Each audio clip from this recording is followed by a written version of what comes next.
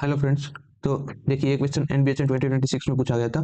अपनी ए मैट्रिक्स बनाए तो ये क्या हो जाएगी, 1 x x x पहला वेक्टर हम लिख देंगे, फिर second vector x1 x x, third vector and similarly fourth vector. ये हमारी मैट्रिक्स बन जाएगी। लेकिन क्वेश्चन इंपॉर्टेंट इसी स्टेप के बाद से बनता है कि आप इसका डिटरमिनेंट कैसे फाइंड करते हैं। आप चाहे तो इस पूरे 4+4 मैट्रिक्स के डिटरमिनेंट के लिए पूरा आप एक्सपेंड कर दीजिए डिटरमिनेंट, यानी कि पहले फर्स्ट टर्म एंड यहाँ पे इसका जो भी पूरा डिटरमिनेंट आप इवेल्यूट करें, ठीक है। और दूसरा मेथड जो है वो यहाँ पे काफी इंपॉर्टेंट बन जाता है और इससे काफी इजीली ये क्वेश्चन सोल्व हो जाएगा, ठीक है। तो यहाँ पे आप देखिए, ये ए है, उसी मैट्रिक्स को अगर हम ऐसे लिखें कि यहाँ पे पूरी मैट्रिक्स में हम x x x x and ये पूरी की 4+4 की हम एक्स मैट्रिक्स बनाए, ठीक है। प्लस यानी कि हमने जो पहली टर्म थी 1, उसकी जगह पे हमने यहाँ पे एक्स लिख दिया है, ठीक है। और बाकी सारी यहाँ पे तो सारी टर्म्स ये एक्स ही हैं। सिमिलरली हर एक डायगोनल टर्म्स जो 1 थी उस जगह पे हमने पूरी डायगोनल टर्म्स यहाँ पे एक्स लिख दी है, ठीक है।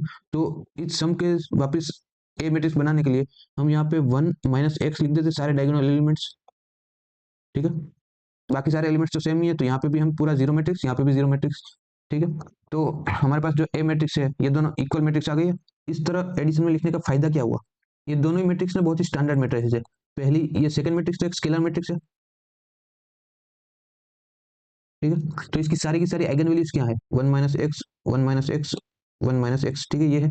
और ये मैट्रिक्स देखिए कि जिसकी सारी टर्म इक्वल टू एक्स है, ठीक है। ये भी बहुत ही स्टैंडर्ड मैट्रिक्स होती है और इस मैट्रिक्स की सारी प्रॉपर्टीज मैंने जो लीनियर अलजेब्रा के सॉल्यूशन है जिससे 2025 उस वीडियो में बहुत सारी प्रॉपर्टीज मैंने लिखवाई है। इसकी जो आइगन वैल्यूज हो जाएगा 4x एंड जो और दूसरी तीन आइगन वैल्यूज है वो तीनों आइगन वैल्यूज जीरो होती है। अगर ए की आइगन वैल्यूज फॉर एग्जांपल ए आई है और बी की आइगन वैल्यूज बी आई है, तो eigen values of A plus B A I plus B I नहीं होती है, ठीक है। ये जनरली ट्रू नहीं होता, ये आप याद रखना।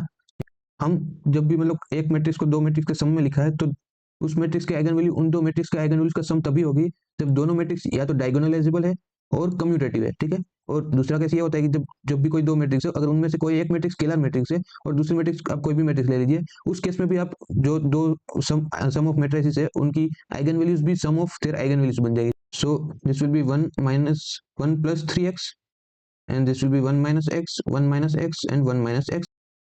तो हमें determinant of F of A find करना है, ठीक है। और हमारे पास एफ ऑफ ए की सारी आइगन वैल्यूज प्रेजेंट है, बस हमें इन सब का प्रोडक्ट करना है, यानी कि 1 + 3x और इन सब का प्रोडक्ट करेंगे तो 1 - x का होल क्यूब, ठीक है। और चेक करना है कि ये डिटर्मिनेंट कब जीरो होगा, यानी कि x की वैल्यू या तो 1 -1/3 हो जाए या तो x की वैल्यू 1 हो जाए। ये दो वैल्यूज है जहाँ पे ये चार वेक्टर्स हैं वो बेसिस फॉर्म नहीं करेंगे R4 की, ठीक है। ये इसका फाइनल आंसर हो जाएगा। Thank you for watching this video.